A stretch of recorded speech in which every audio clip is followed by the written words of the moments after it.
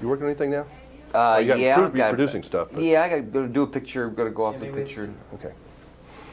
Let's cut right to the chase, Mr. Douglas. Will you be running with Colin Powell as his vice president? I don't. You think he's going to run? They say. I don't think so. I still don't think he's going to run. No, I'm just going to watch the movie open and get on with my life and think I like my day job. Could you take the heat as the president? No, I don't know. The president never sleeps. I mean, it just never. That was the biggest thing I got out of the picture was unrelenting schedule, the sense of just trying to keep up with each day, the tremendous amount of briefing and information that goes on. It's an extraordinary pressure cooker for those 4 years or 8 years. Would it be like making a 4-year-long movie? Yeah, that's exactly what I was thinking about. It's because, and even more so because I get to take off the clothes at the end of the day. This keeps going, but like a 4-year-long producing and acting movie. Yeah, exactly. We just the closest thing I had was when I was doing Streets of San Francisco, which we would do for 8.5 months straight, six days a week. But I just take my hat off to him in terms of the stamina and also the. I mean, there's a lot of comparisons to so-called movie star stuff and being in politics and president, but one of them is that some stars aren't necessarily known as being nice to the public, whereas a president constantly has to be aware and solicited as a public servant. I mean, these guys have to be almost like athletes. I mean, I would get tired myself. I need a nap sometime if I'm going to do a 14 or 20-hour day.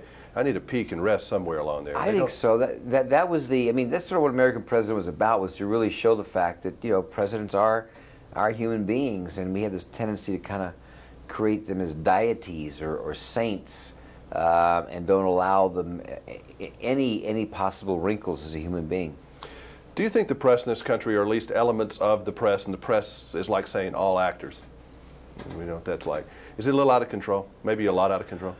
Well, I think this tabloid journalism is seeping in all over the place. I just think that it seems to be a profit-making center, and I'm seeing more and more both print and media journalism pick up the snaky, sneaky, oily, tabloid stuff, the gossip things, and that worries me. I mean, I think it's probably a really clear sign of a decay of one's society if you're more interested about somebody else's socks or underwear than you are what's really going on with the world. Alec Baldwin decked a guy the other day. Well, I guess. Was there a big hooray that went out up here, probably? Well, there was. I mean, everybody's wanted to do that. As Clint Eastwood getting his settlement and everything, and I know people are public figures and as are politicians, but this need to incessantly pry, to tap phones, to monitor cellular telephones, to follow people incessantly for hope of trying to find a foible, to try to find something that you can then bring somebody down and say, you see, well, it's all there. I think there's other things, and I worry about it. I see more and more of it happening on the talk shows as the networks are competing with each other. They don't have as big a share. They're finding less expensive ways to create product. Those talk shows during the day are turning into it's a toilet. Anybody can get up and talk about anything. You ever gotten mad at things they've done to you? I mean, just really like blowing. Oh, I get. You just can't deal. I've had my fair share the last couple of years with tabloid journalism, and there's just not much you can do. But hurts my family, hurts my son. I mean, he really has to answer to that, kind of stuff. And that's just like the president in this movie. I mean, yeah, it affects the little girl there and the parents of the woman they're talking about. That's right. The victims of the and so taking all those shots. I mean, I accept a certain amount of it goes with the territory, but oh yeah, you never like to. I mean, see all the stuff, and then most all of it's not true either, and you just shake your head and it's presented as fact, and you just can't get into the debate. So I was just happy for Clint Eastwood winning his judgment recently too. As an actor, this was not the hardest thing I don't think you've ever done. Would you say? Pretty close. Really? Pretty close. Because it looks so like You know, the hardest thing is just keep the believability up, you know, that I'm playing this guy, and it's a little stiff and needs to be sometimes, and then I need to let another side. Well, because it's probably the most, you know, positive character I've played in a long time. And unfortunately, villains or drama is like easier to do.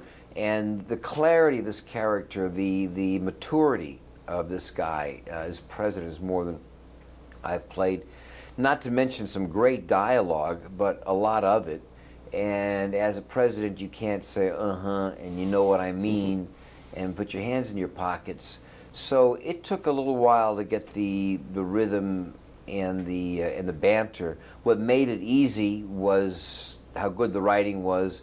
Rob was so good, and the entire cast, you know, just I mean, everybody, Annette Bening, Marty, Sheen, Michael J., everybody was just wonderful. Was it kind of like doing a play sometimes? I mean, it looked like that. You know? It was. We did a lot of read-throughs, a lot of rehearsals before we started. Once again, I got slightly fooled by the final speech because, as in Oliver Stone's picture in Wall Street, I said, "Well, they're gonna cut this down. I mean, there's no way they're gonna have me talking this long." And I really admire him, Rob, for that, just to kind of keep it going. But it was. We rehearsed a lot together and had a real kind of ensemble feeling. And you were with good people, and it just, you know, it kind of found a rhythm of its own. And I think the picture's got a really nice pace to it. It's neat to see a movie that when you watch, say, "Wow, that's kind of like watching a classic." Yeah, that's nice to hear. I mean, I really proud of the movie. I mean, I felt, man, they hit a home run on this one. I mean, it's a grand slam, knock it out of the park. Good for them. It feels, yeah, really. I look at a lot of movies, and all of a sudden I saw the first screening of American Man. I went, whoa, yeah, this is what it's all about. This is tight.